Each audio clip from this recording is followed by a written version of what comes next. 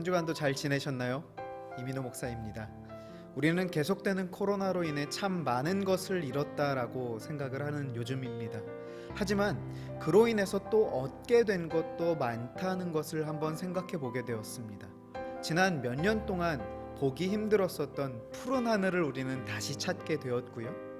삶에 치여서 바쁘게 살아가던 그 시간 속에서 나를 돌아볼 수 있는 여유를 얻게 되었고요. 또한 하나님의 도우시는 은혜가 없이는 자연재해와 질병 앞에서 한없이 나약한 나임을 깨달아 그 하나님을 더욱더 붙들고 신뢰하는 믿음의 자리로 나아가게 되지 않으셨나요?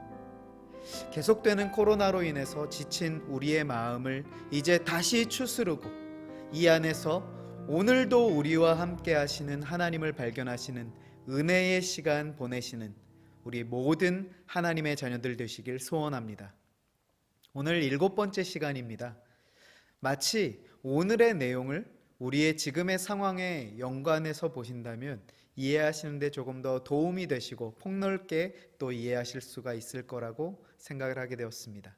오늘의 제목을 보시면요, 하나님은 왜 때가 차기까지 기다리시는가, 우리를 기다리게 하시는가 하는 것입니다.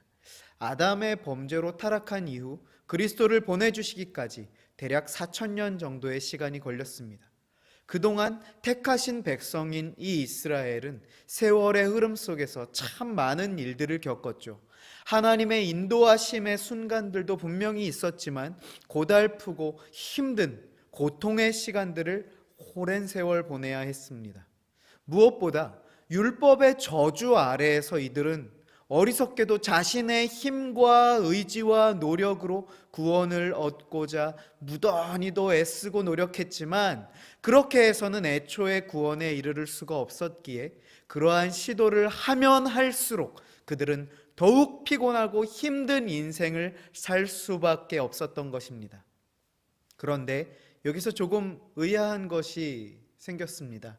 하나님께서 당신이 택하신 백성들이 이렇게 피곤하고 힘든 인생 살 것을 아셨으면 지체하지 마시고 바로 그리스도를 보내셔서 구원을 베풀어 주시면 서로 피곤하지 않았을까 하는 질문이었습니다. 바로 이게 오늘 7장에서 문제 제기하고 있는 주된 내용인 것이죠. 하나님은 왜 때가 차기까지 기다리게 하시는가? 언제까지 지켜보시기만 하실 것인가? 54페이지에서 기록되어 있는 내용을 보시면요, 사실 하나님은 인간이 범죄해서 타락하자마자 그를 사랑하셔서 원시복음을 바로 주셨습니다. 원시복음은요, 그 아래 나오는 창세기 3장 15절의 말씀인데요, 이 말씀이 왜 원시복음이라고 부르는가 하면요, 하나님께서 인간의 구원에 관한 가장 처음 약속하신 말씀이시기 때문에 원시복음이라고 하고 또는 원복음 혹은 최초복음이라고 부르는 것입니다. 창세기 3장 15절의 내용을 잠시 살펴보실까요? 하와가 에덴 동산에 있을 때 뱀이 다가와서 동산 중앙에 있던 선악을 알게 하는 나무의 실과를 먹도록 유혹하죠. 그리고 하와가 그것을 먹음으로 인해서 먹지 말라고 하셨던 하나님의 말씀을 어기는 죄를 범하게 됩니다. 창세기 3장 15절은 그렇게 하와가 선악과를 먹고 난 이후 하나님께서 뱀에게 저주하시며 하시는 말씀의 내용인데요, 보시면 내가 너로 여자와 원수가 되게 하고 내 후손도, 그러니까 사탄에게 속한 무리들이겠죠, 내 후손도 여자의 후손과 원수가 되게 하겠다 하십니다. 그러면서 여자의 후손이 너의 머리를 상하게 할 것이다 말씀하시는데, 바로 이 약속이요, 여자의 후손으로 오신 예수님께서 십자가에서 죽으셨다가 그 죽음의 권세를 깨뜨리고 일어나심으로 사탄의 머리를 상하게 하는 치명타를 날리신 것입니다. 그로 인해서 우리를 죽음에서 영원한 생명의 자리로 옮기신 구원을 이루시고 성취하신 것이죠. 이와 같이 타락한 아담과 하와에게 복음, 구원을 약속하셨다면 빨리 그것을 이루셨으면 더 좋지 않았을까 하는 질문이었던 것이죠. 54페이지에서 이어지는 내용에서 이에 대해서 설명해 주고 있는데요. 하나님께서 때가 차기까지 참으시고 기다리시는 근본적인 이유와 또한 실제적인 이유에 대해서 두 문단에서 설명을 해주고 있습니다. 먼저 참고 기다리시는 근본적인 이유가 무엇인가? 아까 보셨던 창세기 3장 15절 바로 이어지는 문단입니다. 그러나 타락한 인간은 영안이 어둡고 영의 귀가 멀어서 이 말씀을 제대로 깨닫지 못했습니다. 죄로 인해 타락한 인간은 율법적인 자기 노력을 그치기까지는 은혜의 복음으로 돌아오지 않습니다. 즉 율법적인 헛된 자기 수고를 다할 때까지는 구주이신 예수께 그리스도께 돌아오지 않습니다. 이게 무슨 말씀인가 하면요, 타락한 인간은 영안이 어두워져서 영적으로 미련해졌다라는 것입니다. 그래서 하나님께서 너무나 명확하게 말씀해 주셨음에도 불구하고 그것을 제대로 이해하지 못했다라는 것이죠. 그래서 율법적인 자기 노력, 그러니까 죄로부터 벗어나고 사망의 굴레로부터 떠나는 것을 자기의 힘과 노력으로 이루려고 하는 시도를 하기 시작했고, 그것을 하다 더 이상 할 수 없는 벽, 그러니까 나의 힘으로는 도무지 구원을 이룰 수 없다는 그 현실의 벽에 부딪히기 전까지는 계속해서 도전하고 끊임없이 도전하느라 그 헛된 수고를 마치기까지는 그리스도의 십자가를 제대로 바라보지도 붙들지도 않는 상태라고 하는 것입니다. 그리고 이어지는 54페이지 아래 문단에 보시면 하나님께서 참고 기다리시는 실질적인 이유를 설명하고 있습니다. 다시 한번 제가 읽어보도록 하겠습니다. 하나님은 범죄에 타락한 인간이 자기 율법적인 자기 시행착오를 통해 하나님의 은혜와 복음으로 인한 자유가 얼마나 귀한 것임을 깨닫도록 하시기 위하여 오랜 기간 역사적 개인적으로 엄한 율법의 종살이를 하게 하십니다. 율법적인 행위로 구원에 이를 수 없다는 것을 스스로 깨닫기까지는 돌아가지도 않을 뿐 아니라 그것을 베풀어 주셔도 감사로 모르기 때문에 그 시행착오들을 통해서 하나님의 은혜와 복음으로 인한 구원, 자유가 얼마나 귀한 것임을 깨닫게 하시기 위해서 어쩔 수 없이 기다리실 수밖에 없으시다라는 것입니다. 하나님께서 참으시는 이유는 한마디로 인간이 아직 은혜 받을 준비가 되어 있지 않기 때문이다라는 것이죠. 생각에는 빨리 그리스도를 보내주시고 구원해 주시면 좋겠다라고 생각하지만 타락한 이후 고장날 대로 고장나버린 그대로의 상태에서 바로 그리스도를 보내주시면 우리 인간들은 찾지도 그 구원에 감사하지도 않는다라는 것입니다. 예를 들어서 나에게, 우리 자신에게 500억이라고 하는 여윳돈이 있다라고 한번 생각을 해봅시다. 생각만 하셔도 좋으신가요? 그리고 8살짜리 초등학교 1학년 자녀가 있다라고 한번 생각해 볼까요? 나는 내 자녀를 너무 사랑하기 때문에 그 아이에게 오늘 당장 50억이라고 하는 돈을 선물로 주시겠습니까? 이건 8살이 아니라 이 아이가 20살 성인이 되었다고 해도 그 큰 돈을 그냥 주지는 않을 것입니다. 왜요? 자녀를 사랑하지 않아서인가요? 돈이 아깝기 때문인가요? 아니요. 자녀를 너무 사랑하기 때문에 오히려 쉽게 바로 줄 수가 없는 것이죠. 그 아이는 아직 이것을 규모 있게 쓸 경제관념이 없기 때문입니다. 이처럼 경제관념이 없는 자녀에게 그 큰 돈을 주는 것은 오히려 자녀를 망치는 길이 될 수도 있다는 것이죠.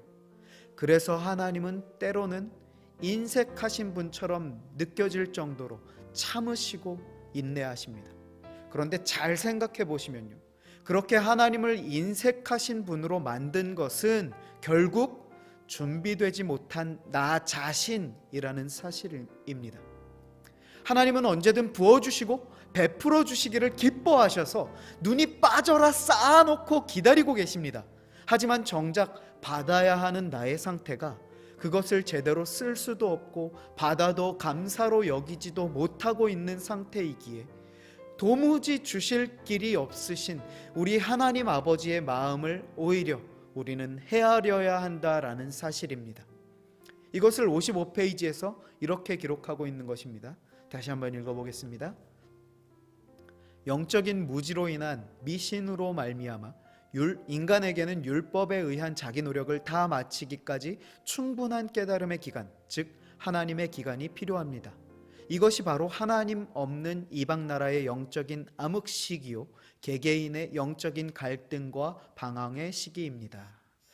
베풀어 주시는 하나님의 호의를 은혜로 여기지 못하는 상태로 인해 그것이 은혜임을 깨닫기까지의 시간이 필요하다라는 것이죠. 그리고 그 시기는 개인의 율법적인 자기 노력, 애씀과 외부의 요인들로 인한 연단의 시간들까지도 포함이 되어서 영적인 심한 갈등과 방황의 시기를 겪게 되는 것입니다. 그러면서 점점 영적인 자아 정체성을 찾아가는 것이죠. 마치 우리가 사춘기 시절에 그 시간들을 통해서 자신의 정체성을 확립해가며 조금씩 철이 들어가는 것과 같은 그 시기가 필요하다라는 것입니다. 그러면서 이어지는 두 번째 문단을 보시면요, 제가 다시 한번 읽겠습니다. 율법의 체제 밑에서 오랜 기간 율법의 종살이를 해본 사람과 그런 경험이 전혀 없이 하나님을 알지 못하다가 아무 고통과 갈등 없이 복음을 들은 사람은 천양지차입니다 라고 하면서 위의 설명의 내용을 조금 더 부연하고 있고요. 이어지는 또 문장을 보시면 아까 제가 예를 들어서 말씀드렸던 부분과 비슷한 내용이 이어지고 있습니다. 실제로 옛 이스라엘 사회에는 부모가 자녀에게 기업이나 재산을 유산으로 물려주기 전에 종들 가운데 가장 오랫동안 숙달된 자, 소위 몽학 선생으로 하여금 자녀를 일정 기간 매우 호되게 훈련시키게 하는 관습이 있었다고 합니다. 율법적인 자기 노력으로 인한 고통과 갈등이 심한 만큼 복음의 자유와 칭의의 기쁨은 훨씬 큽니다. 그 시간, 다시 말해서 자기 의지와 판단과 생각대로 살아본 시간들을 통해 얼마나 되지 않는다라는 것을 깨닫고 은혜를 진심으로 구하고 바라고 감사하게 되는 체험적 깨달음을 얻게 된다는 것이죠. 어쩌면 오늘 우리 성도님들 가운데에도 동일한 기도의 제목으로 주님 앞에 탄식하시는 분들이 계실지 모르겠습니다. 주님, 저 이렇게 괴로운데 왜 아무 말씀 없으신 겁니까? 언제까지 지켜만 보고 계실 건가요? 참으로 아프고 답답한 시간들을 보내고 계십니까? 혹 현재 나의 상태가 하나님의 도우심을 받아도 감사하지 못하는 심각한 수준에 있지 않은지 스스로 솔직하게 점검해 보시고 돌아보시기 바랍니다. 하나님께서 나를 돕지 않으시고 지켜보시는 데에는 다 이유가 있다라는 것을 기억하시면서 그 자리에서 정직하게 그리고 정확하게 지금 나의 영적인 상태를 돌아보시고 점검해 보신다면 이미 그것만으로도 충분히 유익한 시간이 되실 거라고 생각을 합니다. 오늘 영상을 마무리하면서 나의 힘든 상황과 이 환경들을 탓하면서 하나님을 원망하기에 앞서서 먼저 내가 얼마나 하나님의 말씀 앞에 순수한 갈망함으로 나아가고 있는가를 돌아보셨으면 좋겠습니다. 은혜 베푸시기를 기뻐하시고 즐거워하시는 하나님께서 참으시고 기다리고 계시다라는 것은 하나님 쪽의 문제가 아니라 내 쪽에 문제가 있을 수 있다라는 것을 인정하시고 나를 돌아보아 주님 앞에서 어그러지고 고쳐야 할 것들이 있다면 끊어내고 고침받아 하나님과 친밀하고 긴밀한 사랑의 교제 맺고 평강의 나날들을 보내시는 우리 모든 성도님들의 인생 되시길 주님의 말씀으로 축복합니다. 아멘.